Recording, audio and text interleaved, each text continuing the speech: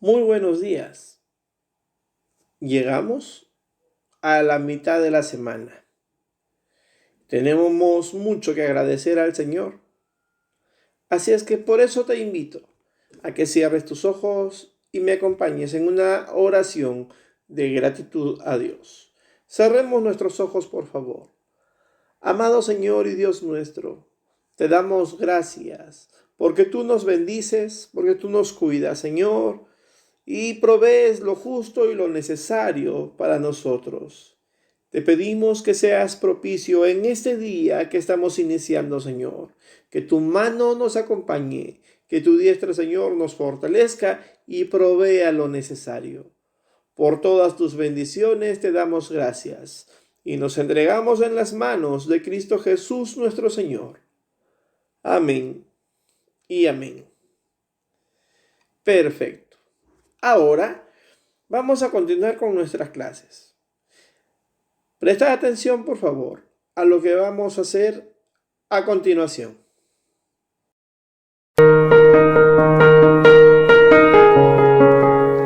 El segundo gobierno de Piérola se inició en agosto de 1895. El califa canceló la propuesta descentralista de Cáceres y abolió la contribución personal. Piérola elimina las juntas departamentales, elimina el tributo indígena. Muchos dicen que eso convierte a Piérola en un indigenista, pero es una maniobra encubridora porque elimina la contribución fiscal y al año siguiente crea la contribución de la sal, que viene el impuesto a la sal y esto va a provocar muchas masacres por levantamientos indígenas, restaura el tributo. No hay tal indigenismo. Lo suyo es básicamente restaurar el poder civil.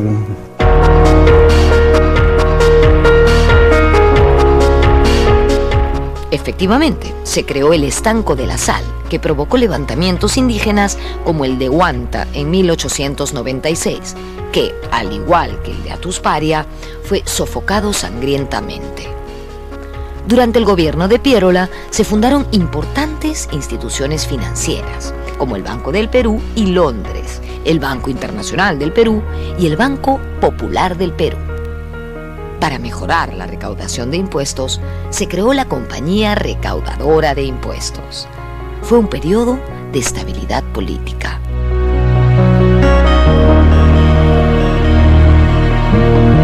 Por una parte, sienta las bases de una institucionalidad que va a ser la más larga en el país hasta esta última, ¿no? Sucede algo excepcional en la época de la República y es que entre 1895 y 1919 solo tenemos un golpe militar, el de Óscar Arias Benavides contra Billinghurst, pero es un periodo de estabilidad increíble para un país que entre 1821 y 1879 tuvo en promedio 2 presidentes por año. Por otro lado, una importante reforma fue la creación del registro civil. Antes de eso, la Iglesia era quien llevaba el control de la identidad de la población. Piérola en realidad va a reorganizar el Estado, ¿no? Él reorganiza una serie de áreas del Estado y es clave en la organización del Perú republicano del siglo XX, ¿no? Por ejemplo, la ley electoral es de Piérola y es clave, ¿no? Porque esa ley es la que le quita el voto a los analfabetos. Es una ley por la cual solo pueden votar aquellos que son alfabetos, aquellos que saben leer y escribir en castellano. Pero por otro lado, introduce el voto directo. Es en el primer turno, cuando son convocados los ciudadanos, que se eligen a las autoridades, y no que estos eligen como antes a simples delegados. De tal modo que la ley electoral de Piérola es clave, explica todo el siglo XX peruano, se prolonga hasta la Constitución de 1978 en realidad.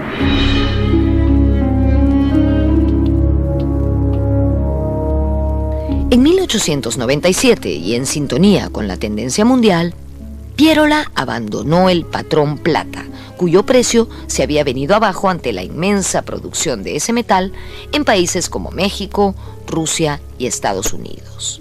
Se adoptó entonces el patrón oro y se instauró la libra peruana, que que tenía un valor equivalente al de la libra esterlina. Él entra en sintonía con el Imperio Británico y adopta el patrón oro, porque el Perú se había manejado básicamente en un patrón plata, porque la moneda era de plata, pero la plata se venía devaluando, a raíz justamente de que otros países en el mundo venían adoptando el patrón oro.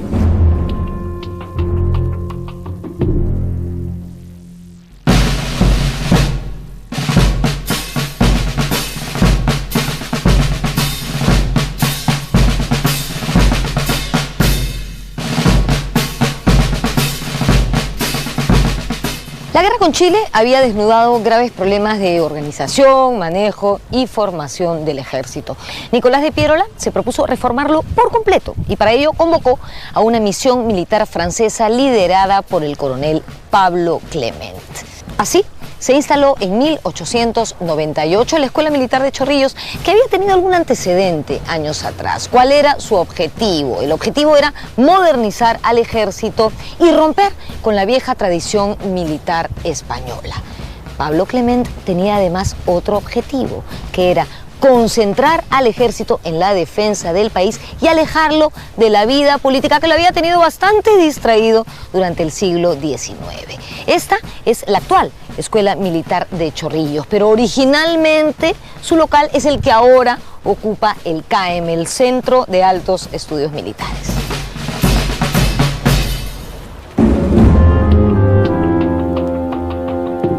El ejército deja de ser, como había sido durante todo el siglo XIX, un ejército básicamente de reclutas que se formaba para cada ocasión, para cada guerra, y que luego un poco como que se disolvía y quedaba simplemente un grupito de oficiales, y ya pasa a ser un cuerpo organizado, ¿no? Tiene una sola entrada por la Escuela de Oficiales de Chorrillos, es una carrera organizada, el ejército se profesionaliza, en teoría se aparta de la política, eso dura pocos años, luego volverá a hacer política, pero en teoría también al profesionalizarse debía apartarse de la política. En el gobierno de Piérola se vivió una etapa de recuperación y modernización de nuestro país, y no solamente económica o financieramente.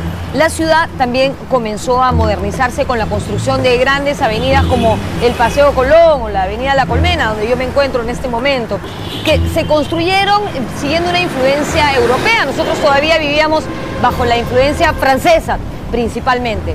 ¿Cómo son estas avenidas? Empezaban en una plaza o monumento y terminaban en otra plaza o monumento. La Colmena, de hecho, comienza en la Plaza 2 de Mayo y termina en la Plaza San Martín. Claro, que por ese entonces, cuando fue construida, la Plaza San Martín todavía no había sido hecha. Así comenzábamos a entrar en el siglo XX.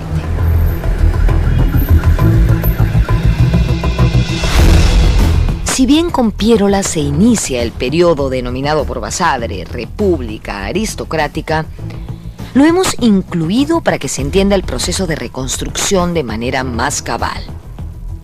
Piérola funciona como una bisagra entre la reconstrucción nacional y la República Aristocrática.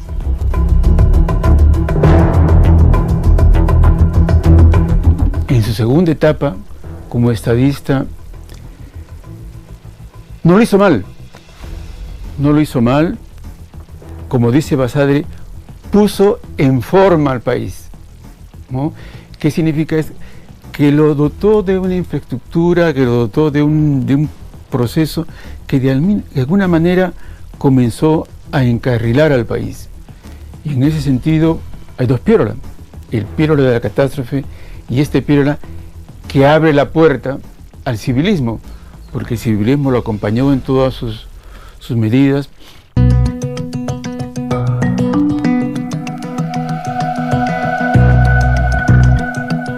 La economía nacional se reactivó y aumentó la inversión. Comenzó el auge de la explotación del caucho en la Amazonía y del petróleo en el norte. Las minas en la sierra cobraron fuerza y en la costa apareció la gran industria azucarera, aplicando mejoras en técnicas de cultivo y participación del capital extranjero. Aparecieron los llamados varones del azúcar. Entonces, en la época de la guerra, muchas propiedades se devalúan, muchos hacendados se descapitalizan a raíz de los cupos que les cobran los invasores y tienen que vender desesperadamente. Entonces, el que tenía algún dinerito ahí en liquidez, en efectivo, pudieron aprovechar. Entre ellos hubo chilenos, por ejemplo, claro, que aprovechaban, digamos, los restos del país en bancarrota, y también inmigrantes extranjeros, ingleses, por ejemplo, italianos, que compran propiedades a buen precio, ¿no?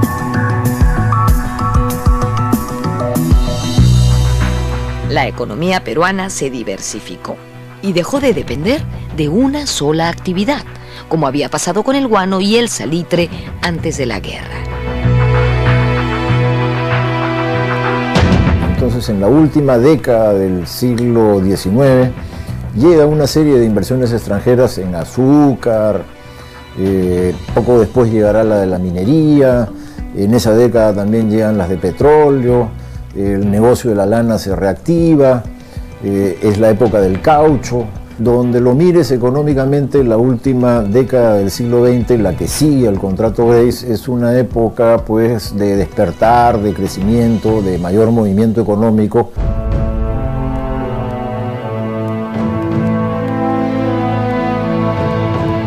Piérola recibió el respaldo del Partido Civilista, agrupación que después le tomaría la posta en el poder.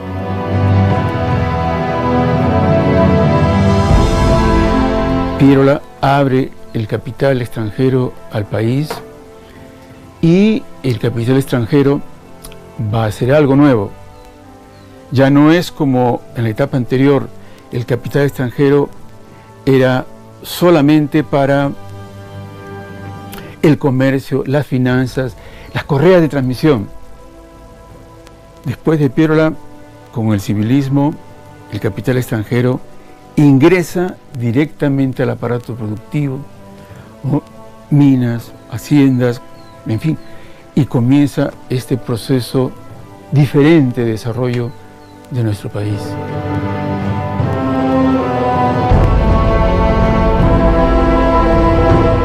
En 1899 fue elegido presidente con una mayoría abrumadora Eduardo López de Romaña, candidato oficial apoyado por el Partido Demócrata y el Partido Civil.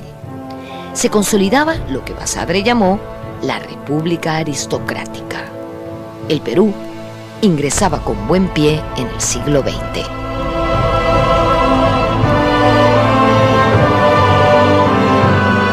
Hay expansión económica, ingresan recursos, se venden productos nacionales en el extranjero, hay dinero para obras y también, por supuesto, hay corrupción. Esto en Europa crea la denominada Belle Époque, la bella época, esta época maravillosa en que todo va bien, se ha logrado la paz universal, nunca más va a haber guerras. Los inventos, el telégrafo, el fonógrafo, el tranvía, el automóvil, todo muestran un porvenir maravilloso, ¿no? Los rayos X, la teoría de la relatividad, el psicoanálisis, todo eso es de ese periodo. Y la contrapartida en el Perú es la República Aristocrática, que también es una época de enorme optimismo, expansión económica, intelectual, etcétera, etcétera.